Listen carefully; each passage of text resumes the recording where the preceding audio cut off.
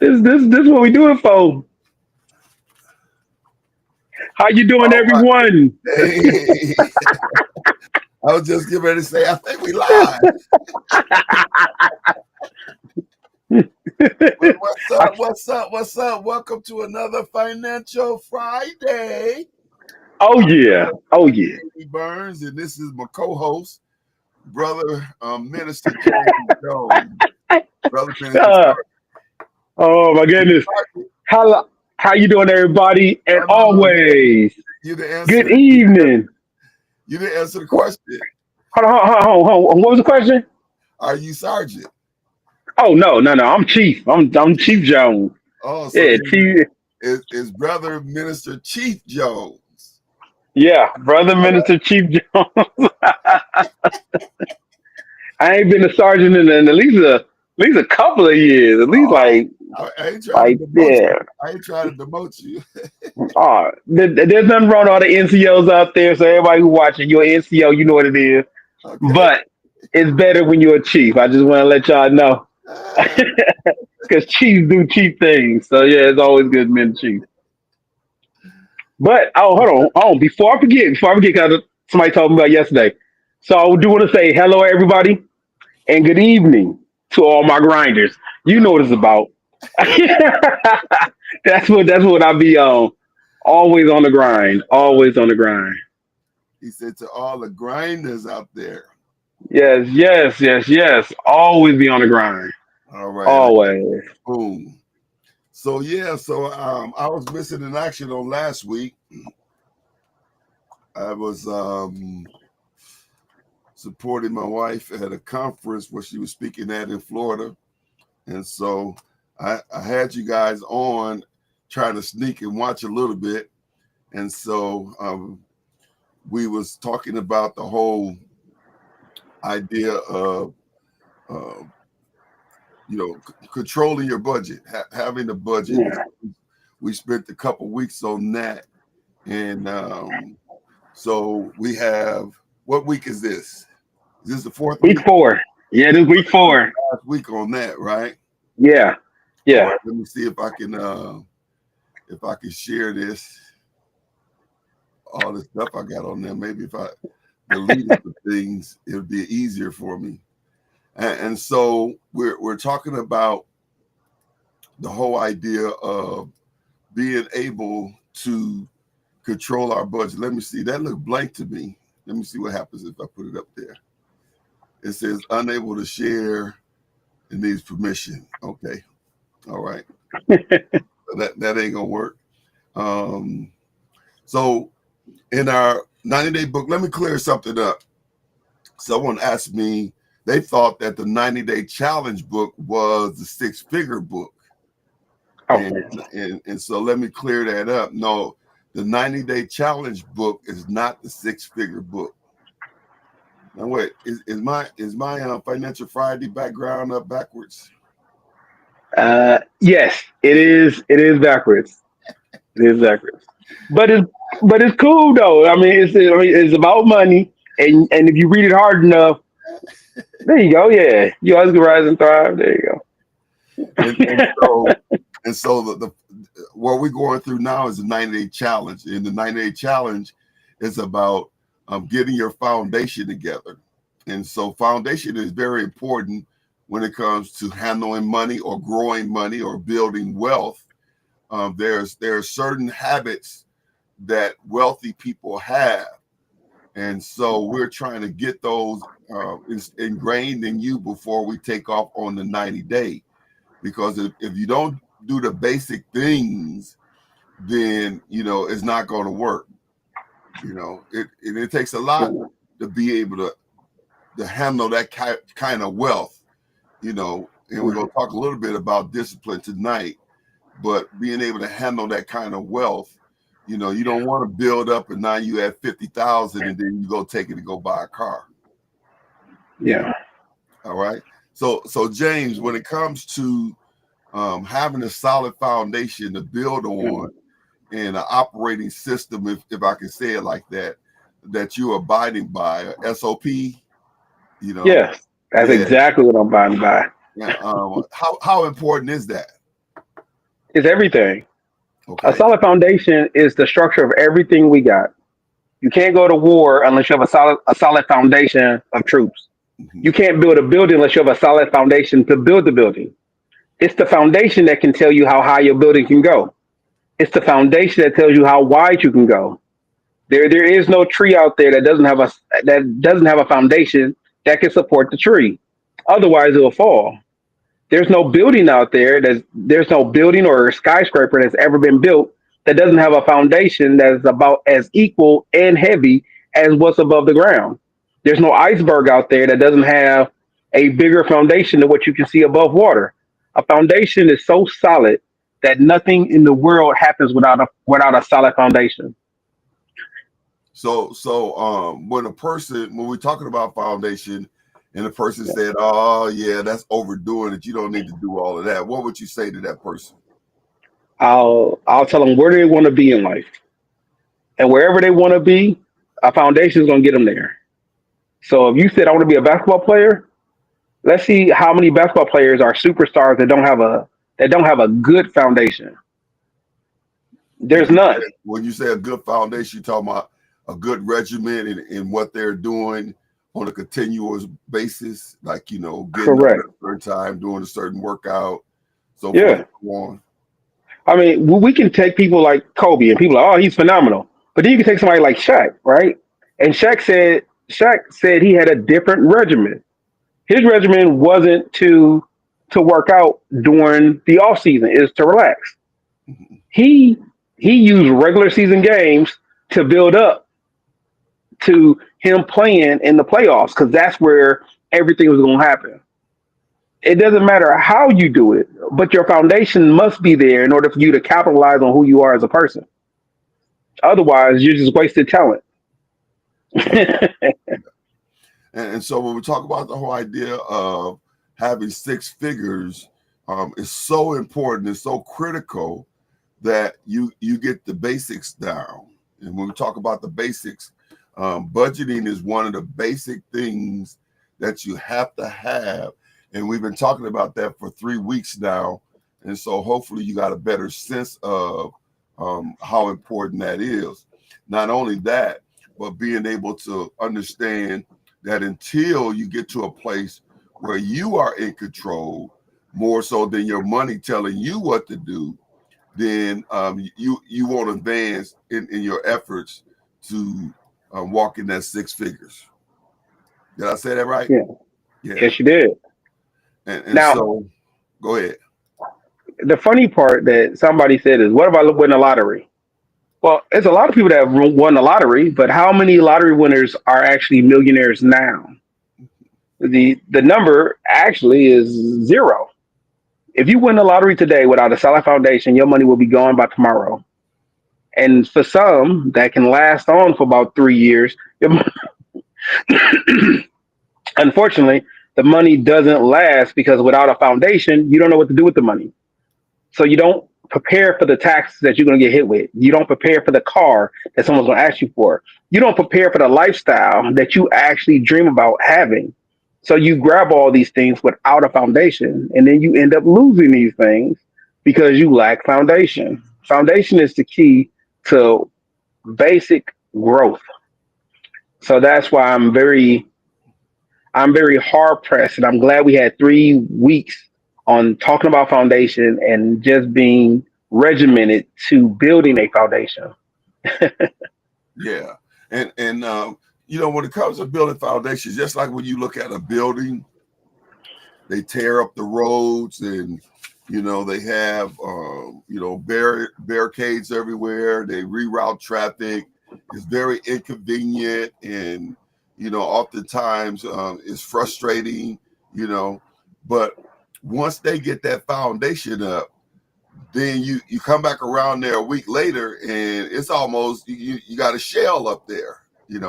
But it seems like Yeah. it takes months for them to get the foundation built, and it takes weeks, and I'm exaggerating a little bit, but the amount of time it takes to do the foundation seems like it's 2 to 3 times as long as it takes to put up the building.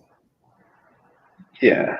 I think the best way to think about it is that we finna grow a harvest. Now we finna grow crops. We finna grow a harvest because that's the the goal of every farmer is to have a harvest. It's not to plant crops. It's to have a harvest. So by looking at the end, you work all that way in the beginning. Think about it. You gotta one remove all the tree trunks, the roots from the soil. Then you gotta clear the soil of every hard rock that's gonna mess up. Then you gotta plant. All of these things take place before anybody ever sees a single seed sprout.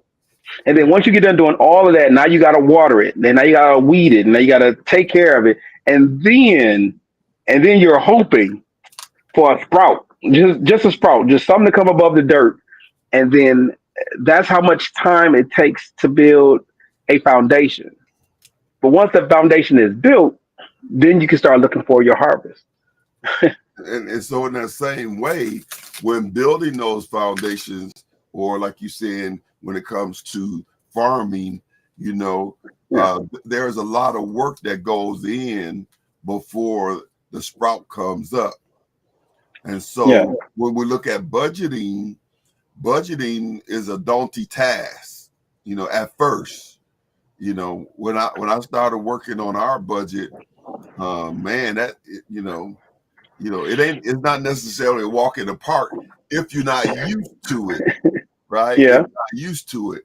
Just like I started working with my calendar to manage my time better, you know, Yeah. and be able to look at where I'm going.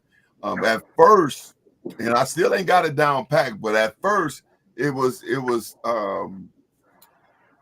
annoying, really, you know, trying to keep up with all of the different things. I didn't realize how much stuff I had that I started trying to use the calendar. But I'm saying that to say to the person who's you trying to get your budget together, you're trying to get started looking at your budget and allowing your budget to dictate your moves. You know, you're trying to do it, but you keep falling off the wagon, or you feel like it's too much to ask. James, what could you say to encourage that person today? Is I don't want to. I don't want to lose you. All right. So if I have to talk to a person, I'm gonna tell them the truth. In the beginning is never easy. In the beginning is hard, but everything is hard in the beginning because you have to train your body to do what you may not want to do in the beginning. And thinking about everything that you can possibly want, have, or do, you have to start putting your body in that position. So when it comes in the beginning, now I'm gonna be honest. When I first started, it might have been a bunch of years ago, a bunch of years ago, but it wasn't the easiest thing to do. It wasn't the. It was something very difficult for me to understand. And when when you start doing it, because I'm talking to somebody, so if I have to tell somebody, I'll tell them when you start doing it, you have to correct all your deficiencies in the process of growth. And in the process of growth, you have to be determined in order to do it. Because determination with persistency is how you grind things out. And once you grind stuff out, then you got it. And it's never going to be 100%. Is the goal is 100%, but you're always striving. Mm-hmm. Because when you think you accomplished a task, you still got that many more to go. And I tell everyone, even the formula that I use that was given to me, that formula is good. However, I don't hit that formula. To be at a perfect 40%, to be at a perfect 10%, a perfect 10%. Nope. I don't. I go over on my tithes and offerings. Sometimes I go over on my taxes. Sometimes I go over on my living expenses because we're always striving. Remember, we're a moving, living, breathing body. But once we get in the regiment of assigning our money and assigning our time, things start falling in order. So when Junior said, "Let's," when you talk about foundation, and I do like that comment. We're talking about a foundation is what you stand on. Mm-hmm. So when it comes to foundation, you have to have something to stand on, something that you grow on. Mhm. So we need foundation to grow.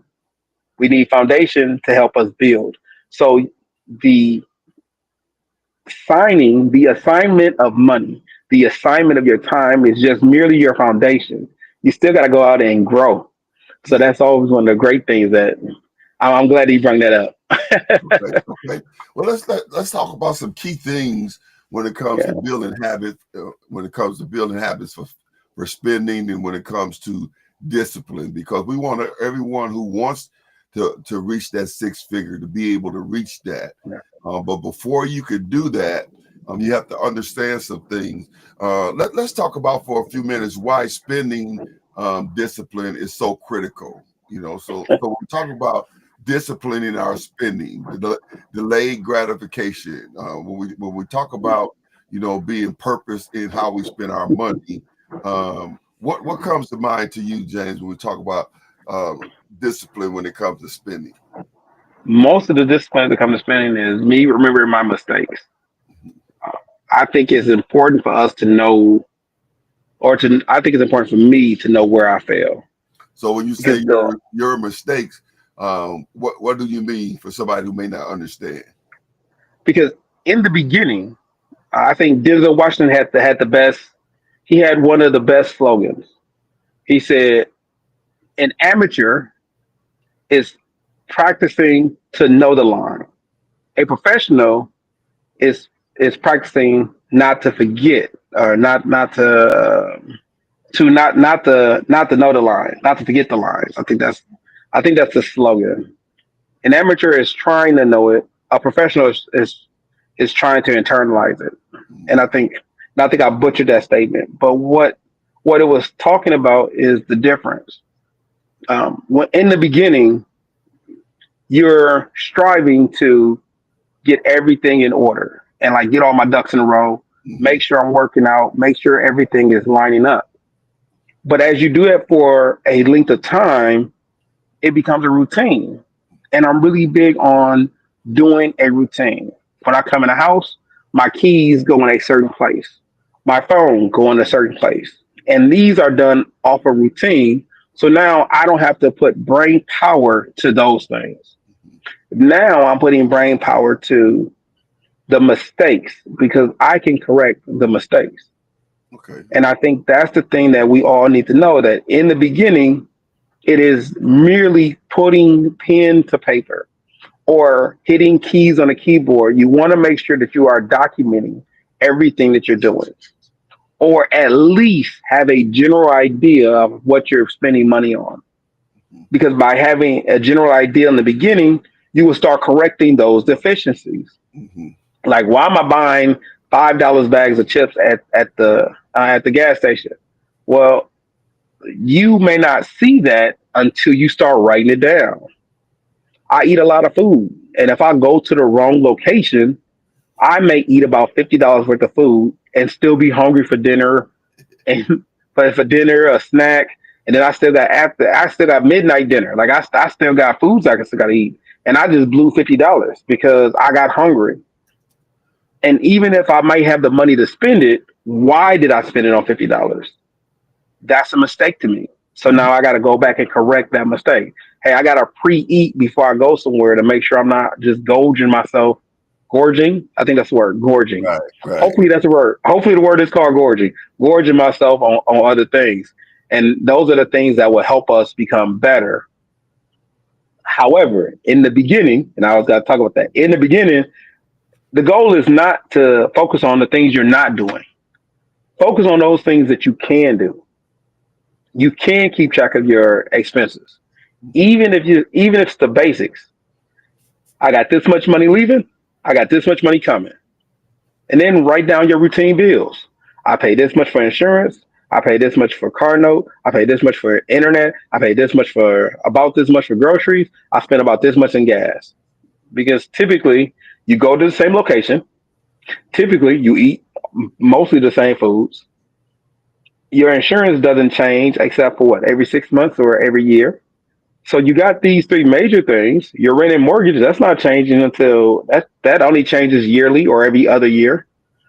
It's those things that we are doing that can benefit us if we just wrote them down. Yeah. And so June said, and good evening to you, June, and all of those out there. I'm not able to see you on the screen. I was trying to find it over here, but it wasn't working out. So I came back here. But he had a question, and he said, so the goal is to write everything down. And so the answer to that is yes. The goal is to write everything down that you're spending and categorize it in a budget, organize it in a budget. Is that correct, Yes. Dave? Yeah, I think I want you to write it down, but it got to be more generalized because in the beginning it's generalized and then focused. So write down those things that you spend routinely on, right? And then start keeping track of those things that you don't spend routinely on. Because you may not know that you buy a pack of gummy bears. You may not know that. You may not know that you spend an extra $20 at the gas station. You may not know that. And that's the difference. So for those who are doing it, being more focused will improve you. For those who are not doing it and you need to start at start. And I think that's one of our best phrases ever came out of Jericho. Start at start. Mm-hmm. If you're not doing anything, doing something in the right direction would allow you to move forward. Mm-hmm. If you're already doing what you're supposed to do and marking everything down, being more detailed will help you identify those flaws that you're having. Okay. And so on any level, whether you're going to six figures or whether you just saving $100 for a tire, you have to have to some degree control over your spending, and ultimately you want to master your spending discipline if you're going to have financial freedom, where you're not going to be chasing checks and tripping out when emergency happens, and it has a lot to do with turning things around or lining things up. We want our spending to line up with our goals. Yes. So once you know where you're trying to go, then let's say I'm going for for easy math, I'm going for a new vehicle, and I know what it takes to get that new vehicle, and I'm on my saving plan, and then a used vehicle pops up. Now, I'm not saying nothing wrong with used vehicles. I'm just using the illustration, and I'm tempted because I don't want to wait. It's going to take me another 6 months to have everything saved for the new vehicle. So I see this other vehicle that I can get right now, and then I take my money and go get that vehicle, and then now I have to put some money in that vehicle. So now I'm having all kind of trouble because I wasn't willing to wait. I don't know if that was a good analogy or not. Oh, I, I do hear you, but that happens on a regular basis to people. Maybe not for a car, but for clothing or for shoes. Mhm. It's a lot of times that we allow ourselves to fall short of what we really want. Some people call it settling because you be like, well, I really want it, but I want it now. Or somebody be like, another term is your pockets is hot or it's burning a hole in your pocket. Yeah. And but that's where assigning money becomes a lot more beneficial because as you assign money, now you can see it growing, and that tempers a lot of your Mm-hmm. pocket burners, because you see what you're doing. If you're supposed to have $20,000 and you're at 1850, you can see you at 1850. You looking at your account like, "Ooh, I'm at 1850." Now you're like, "Okay, I got 6 more months. I got $20,000. I'm gonna knock this car out." You got the car you want, and you got the money, and you're almost there, right? When you can see that your goals are becoming into fruition, that allows you, or that helps silence some of that hunger. The problem that you run into is that somebody is tempting you. is somebody close to you and say, "Oh man, you know what? Man, you don't even need that new thing. You can do good with what you got." And then that's where proper diligence and determination will help get you over those hurdles of And peer so, pressure. with the proper diligence, will would that be where a spending plan would come into play? Yes. You know, and so Yeah. let's talk a little more about this whole idea of. Um, oh, I had a quote down here. Let me read. Charles A. Jaffe, Jeffy. He says it's not your salary that makes you rich, it's your spending habits. It's not your salary that makes you rich, it's your spending habits. And so a lot of times you think that it's the money that you bringing in, you know, but it's really is the money that you stacking up, Yeah. because you can make $200,000 a year, but if you spending, 175,000 of it, you know what I mean? And Yeah. so it's not what you bringing in as much as it is what you're disciplined and stacking up. All right.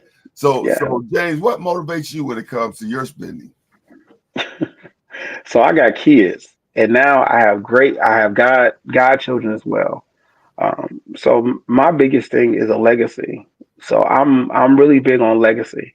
A lot of the older books that I read when I was growing up. So you talk about authors like Marcus Garvey with his the Pan African movement, or you talk about W.E.B. Du Bois, and he Mhm. talked about the Negro business, right? And then you got Frederick Douglass, which is he's talking about coming out of slavery. When you read those books and you know how determined they was to become successful. Now, their ideologies might have made them academic enemies, but the reason for that is because they were strong about what they wanted, their determination to get free or to develop us or to move us into the right direction. It was the determination that you had to take away from. Now, the different ideas that they took, right, the different theologies that they had in order to make these plans, those are the things in which I take.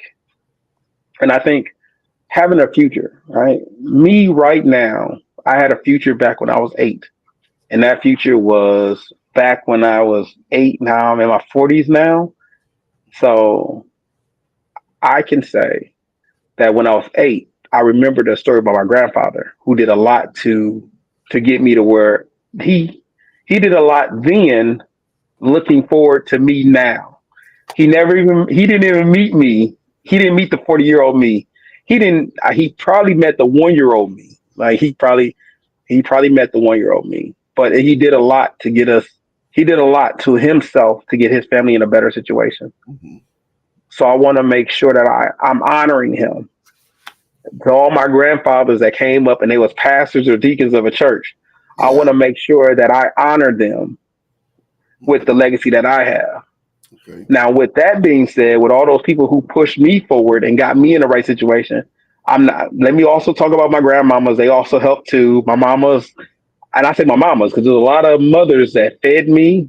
My mama is my mama, and but it's my friends' mamas and other people's fathers and father figures that help my mentors, my big brothers. They help push me along. Now I'm at the point where it's my turn to push other people along. So pushing up the youth, exalting the youth, getting them in the right direction, getting my kids up in the right direction, getting my god kids in the right direction. That's what I'm about at this point in time. Is about I may not be halfway. I may be was that midlife or I forgot the term, but in my 40s, I know that there's a lot of younger people who are well suited to do well. I just want to acknowledge them and try to put them in the right line if I can. All right. I see Minister Pfeiffer on tune in. How you doing, Minister Pfeiffer, down in Mississippi? Oh yeah. How important is it to understand the difference between needs and wants when it comes to disciplining your spending? Oh, that's the funniest thing ever. That's more of a dice roll because It's a maturity thing. It's a very big maturity thing because by analyzing those things that you need, you can pray for those things that you need. By stating those things that you want, then you know what you really need to go for. Mhm. Because some people say, "I need," right, and they're like, I need a helicopter."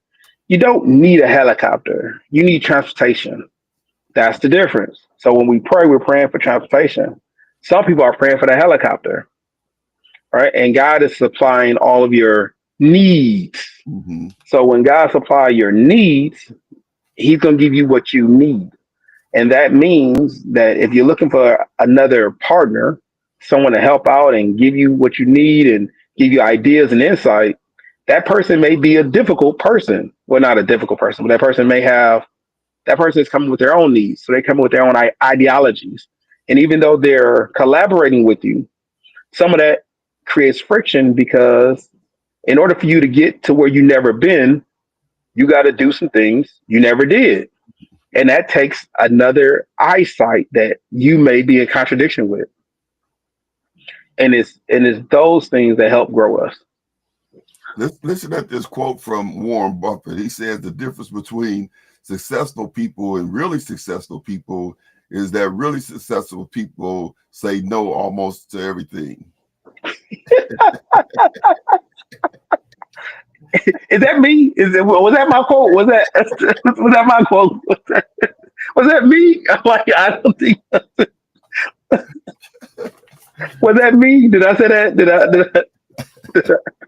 I think I think I said that. I think I was supposed to say. So, somebody take that over with your name by it. So yeah. I was like, did I just, uh, no, because I'm laughing because what people don't know, right? What people don't know is you got to say no, right? When you have a little bit of money, right? When you have a little bit of money, and people think you got a little bit of money, Mm, they don't ask you for a lot. They ask you for a little bit of your money. okay. But when you start getting to the point that you are above and beyond, right? When you get to a point where you have more than all your needs are met, and now you're taking on some of your wants, right? Mhm. Yeah. Then people will start asking out of that abundance, hey, guess what? I got some wants too that I want. I got a couple of my needs met, but now I got wants.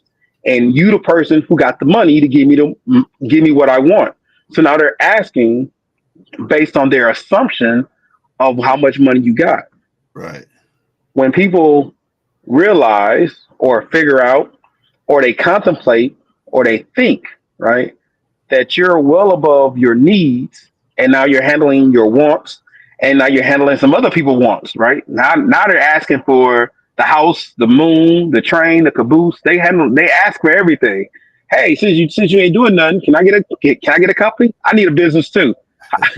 So, and then like you start laughing, but you start saying no a lot more often because people aren't asking for their needs anymore. They want you to fulfill a desire Hmm. or an actual dream versus when people don't know you got money or they assume, right, that you're just meeting your needs. Then they're more able to ask for something reasonable. It's when they know that you got more than enough that they do ask you for the brand new car Okay. for their birthday. And then they're not your kid. And they just ask him because they're like, well, let me see. What's the worst that can happen? You gonna say no? Well, that's nice, but that's a no. The kid thing is a no. The cars is a no. And you say no a lot more often than you would like to. Even though you do generally like to help people, you when you do have more money or perceived more money or a perceived better successful lifestyle, people do tend to ask for stuff. So that's why I asked if that was me because I'm like, I think I told you that one time. Like, just say no to everybody. Just But listen, I was down looking here through the chat. We got so many chats going. I didn't have them on my screen, so I was looking on my phone. So we want to say good evening to everyone. Elder Perry, Minister Rodney, Lewis. Good. Thank you all for tuning in. Elder Perry said that's true. It's not your salary that makes you rich. It's your spending habits. It doesn't matter how much you make. It matters how much. It matters how you spend the money that you make. All right. Well, listen. Let's talk a little bit about setting spending limits. Since Yes. we're talking about saying no all the time. But how do you set spending limits? How do you I say got no? I gotta go back to the formula. Remember, we're living in the 40% of our income. So when I tell people that, some people are like, "What do you mean?" Like that's typically how I guide a lot of stuff I'm doing. I'm living in 40%.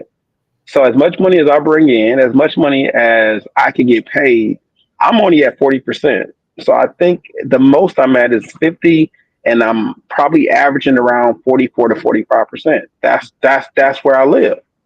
And when I say that, I'm still putting money to my investments, to the conglomerate of investments. How about that? And I'm still giving money to the church. I'm still giving money to different organizations. I'm still trying to accelerate myself out of whatever financial situation I'm in to another better financial situation. Like I'm still doing these things. So your limit has to be your limit. My limit is 40. So when I start reaching up to 40%, I just start saying no. No, no, no, no, I'm not doing that. No, I'm not doing that. No. And when they ask why, well, I didn't assign that to do. Mm-hmm. I think we was going somewhere and I was with my daughter. Shouts out to my daughter. So we was going somewhere and she asked me for she was asking about some food. And I'm hungry too. I'm typically always hungry. So she was asking about food and I was like, yeah, I'm hungry too, but I'm gonna go home and eat. And she was like, well, you got the money. Why don't we just go grab some real quick? And I was like, that sounds like a good idea, but I'm not spending that kind of money right now. And she was like, what do you mean? I'm not. I'm just not spending that kind of money. Now, true, I could go to almost any fast food place and just buy a bunch of food and be like, yeah, I'm full. But the discipline of saying I'm just not going to spend money right now means that I'm not going to spend money right now. It doesn't mean I'm never going to spend money. It don't mean I can't spend money. It means my money is assigned to do something. So I gotta persuade myself, determine, and go against what I feel like doing to make sure I'm holding true to what I want. So it is gonna be a lot of no's because I could have spent a bunch of money on some fast food. And when I say a bunch of money, $20 at a fast food place only feeds two people. So when you riding around and you got all your people in the car and everybody having a good time, six people is more than $100. Even if you go to Wendy's and you get the 5 for $5 biggie meal, you gotta get. Hey, don't worry. Hey, there's a lot of people out here that knew about that 4 for $4 from Wendy's, but now they got $5 and $6 and $7. Why? Because they was rocking. They knew what they had and they was going for it. So you talking about you spending $7 for six people? That's almost $50. Mm-hmm. I mean, it's. Do you have the ability to say no? Okay. Yeah. Yeah, that's good. Jim Rohn, he says it like this. He says, discipline is the foundation upon all success, which all success is built. The lack of discipline inevitably leads to failure. And so that's good, being Yeah. able to say no. And when you say Yeah. no, that's called delayed gratification, And so Yeah. instead of being able to satisfy it right now, you're going to say it, you're going to satisfy it later. And so when we talk about delayed gratification, where we at on time? Okay, we've got a little more time because we want to spend a Yeah. little more time on discipline. But let's talk about delayed gratification a little bit. Somebody said this, it's anonymous. They says, don't give up what you want most for what you want now. Yeah. Accurate statement. All right. Accurate statement. Talk a little bit Accurate about statement. that. So I want to put in our context. Our context is week 4, building habits for success. So one of the biggest habits you can have is the habit of having a plan and a vision. That's your biggest habit. because you do have to say no. And I'm not talking about you got to say no to a bunch of kids. You got to say no to yourself because your kids are asking for your money. Your people are asking for your time. People are asking for your resources. So you have to say no. And when I say you have to say no, I mean like you really got to say no. You gotta know that no exists. I think Okay. that's a better way to put it. You gotta know that no exists. And I'm not saying no when you run out of money. I'm saying no when you got $200 in your pocket. No when you got an extra $2,000 in your pocket. No when you got an extra $20,000 in your pocket. You gotta know that no is no, and you gotta know that you can say it. And I mean, say it to your mama, say it to your brother, say it to your daddy, say it to your sister. You gotta know what no is. And So, sometimes I just want to. so go ahead. Sometimes no isn't never. No is not right now. And as long as you understand what not right now is never a complete end. It just means that not right now. Okay. So we should pay no attention to Minister Pfeiffer when she says when they ask for McDonald's, you simply say you got some McDonald money, parenting 101. But June, yes. So the answer to June's question, he says I like that one. That was nice. All right, he so says that's 2 points. I give you that. he, he says Junior says, so what you're saying is you give yourself an allowance, and when it's gone, you say no. Yes, That's exactly what we're saying. Yeah, yes. yeah. And sometimes our emotions get involved in that, and then you spending out of emotion, and we have Yeah. to be careful with that because there's something else going on, and you go in the store and say sale, and that triggers something in there inside of you, and you buy it. I remember my uncle said, was in a store and they said it was a sale, and the guy was trying to get him to buy it. And he said, "Well," and the guy was trying to tell him, "You're gonna save this much money if you buy this right now because it was on sale." Yeah. He said, "But if I don't buy it," and then he said, "I would say so." Like the guy said, "You'll save $100 if you get it today." And let's say the thing was $200, it was half off, and so you'll save $100 if you get it today. And my uncle said, "I'll save $200 if I don't buy it today."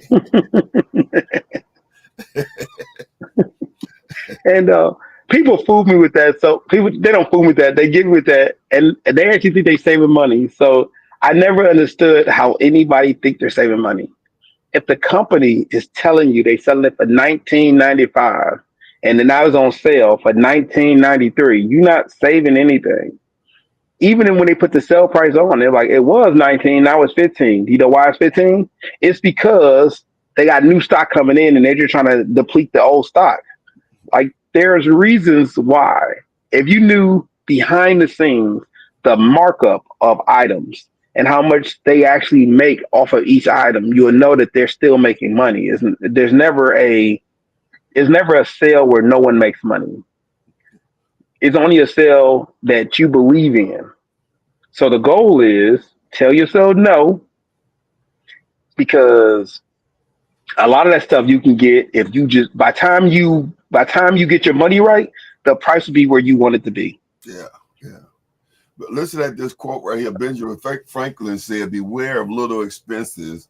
A small leak will sink a great ship." And so, sometimes like what you said, your daughter said, "Well, you got it.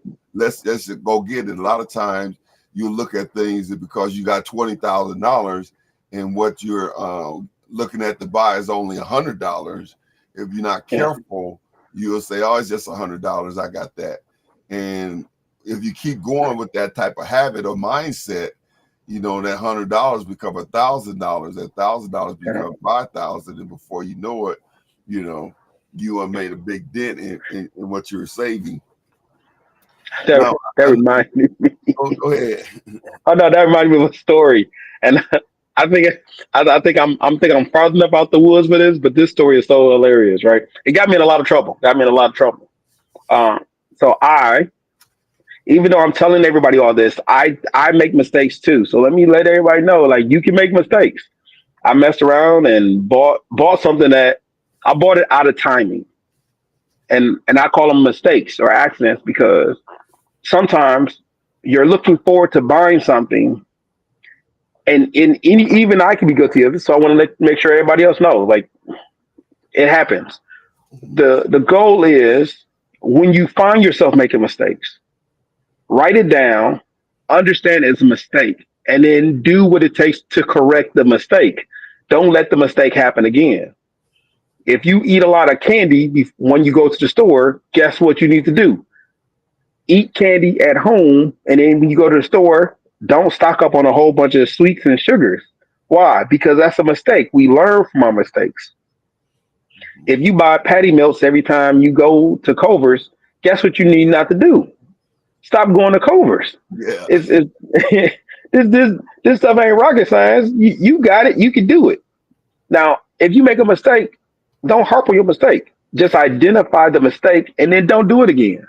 Okay. All right. I just want to make sure I get that out. Yeah, no, that's important because we're talking about aligning our spending habits with our Yeah. six-figure goal. We're getting ready to go for set our goal is going to be set at six figures, and so this is very important because you can get close. You may have never had $50,000 in the bank, and then you get up to 50,000, and then you forget and you start doing all kind of crazy stuff, and then be back where you were.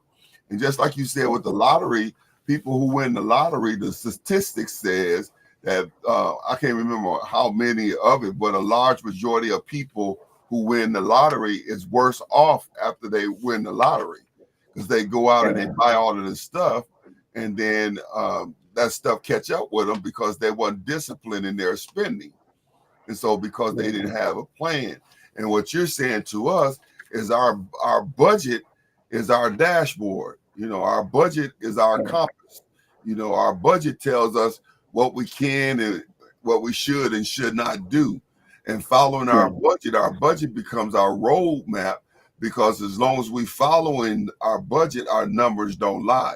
And so it's so important that we learn what you're saying when it comes to saying no. No, no, no, no, no. Matter of fact, why don't y'all type that in the chat? Let's practice it. Y'all type it in the chat. No. Type no in the chat. And let's practice that, because like he said, if you wait, you'll be in a better financial position, but then you will also be whatever it is that you're going to get will also be at the price right where you want it. And so that's key. So we got a few minutes left. Let's close out tonight talking about this whole idea of the necessary, how necessary it is to be disciplined, because you got your budget you already figured out your 40% or wherever you are on your budget. You already figured out your bills. You got them in there. You got everything going. It shows you what you got left.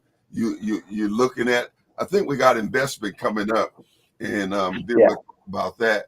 How to begin to look that way, but you're starting to save money now. Now you, as Dave Ramsey said that last video we looked at, now you seeing money that you didn't know where it is. He said, where the heck all this money coming from?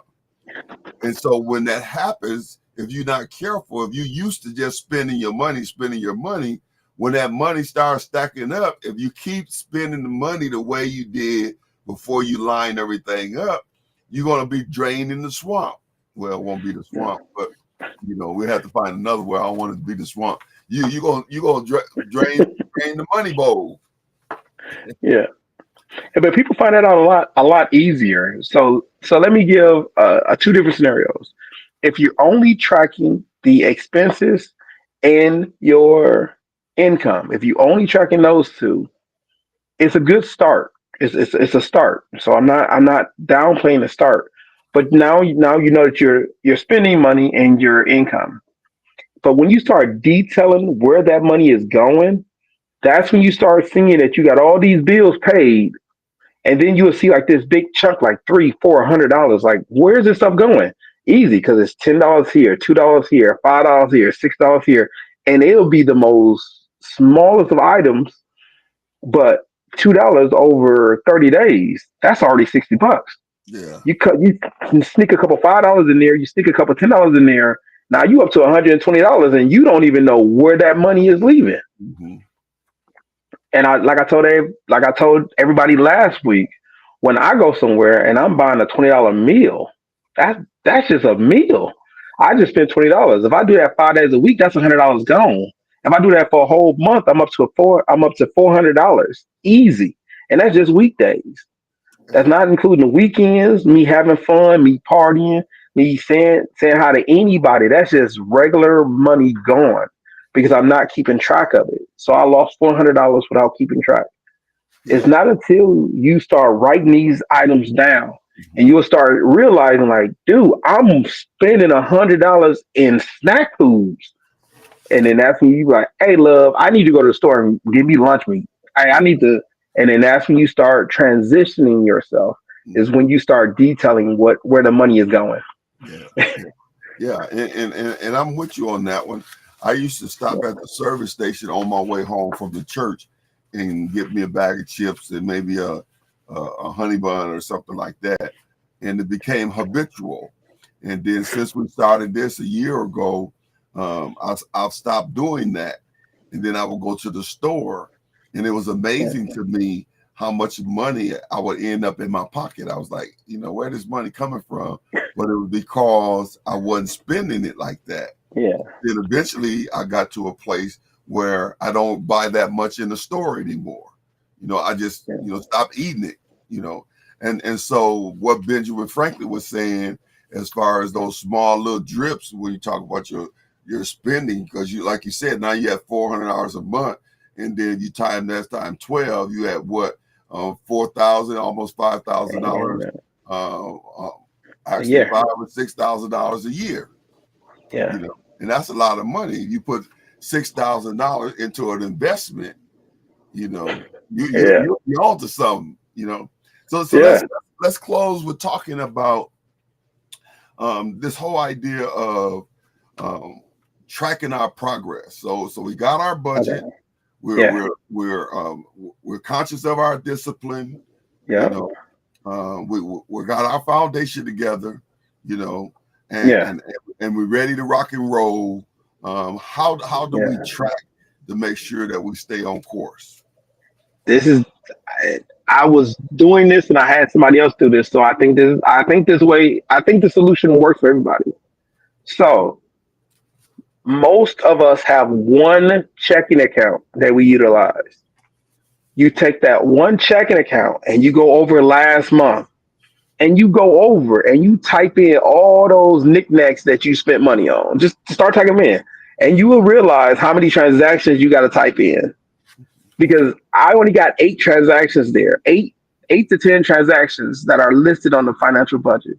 But I did it. I did it to see what in the world is going on. Because when somebody who is doing it, they asked the question as to how do you track it, and he pulled his bank account and he put down every transaction, and I was like, dude, that is so genius. So after doing it, I think that's the best way to get in the habit of doing it, is that all companies are tracking the money that is being spent. Mm-hmm. We just need you to do it in a system that works for you. And then that is the best way to do it, or the best way to get started on it. Okay. And so how often should a person do that? It depends on what you want to do. My suggestion is at least once a week. Some people do it every day. I typically do it every other day. Sometimes I do it every day. It depends on how my money is flowing. But if you got a check if you have a bi-weekly paycheck, then check it before you get paid, like the day before you get paid. Review it, because now you know how much you're going to give to offering, how much you're going to give to tithes, how much the government is taking. And you can do that before you get the check, because most checks, they show you online, and then you can write everything down from there.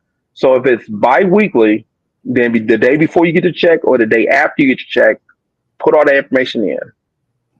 If it's monthly, then do it monthly. If you get paid weekly, do it weekly.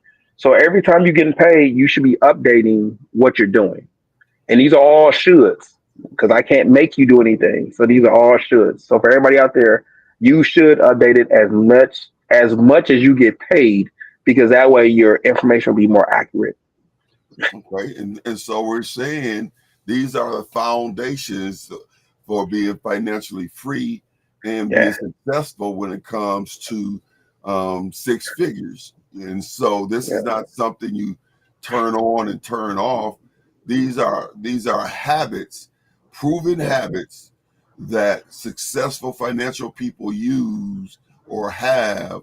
And you can say what you want to say, but if the way you've been doing it ain't been working, then we need to throw that way out. And so when it comes to really begin to push ourselves forward, um, do you? I don't know if this is possible or not because for me, I limit people when it comes to my business, and they may not be able to handle what I'm trying to do.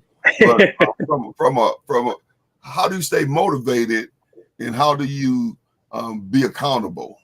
Because like Well, you said, you should. Nobody can make you do it, but yeah. how do you stay motivated, and also how do you be accountable? The best way to be motivated is to be successful. That's the best way. For me, once I started buying houses, I became motivated because that was a very good experience. Um, for other people, it may be buying cars. And for other people, it may be being able to have your own shop. For other people, it may be having all your bills paid on time.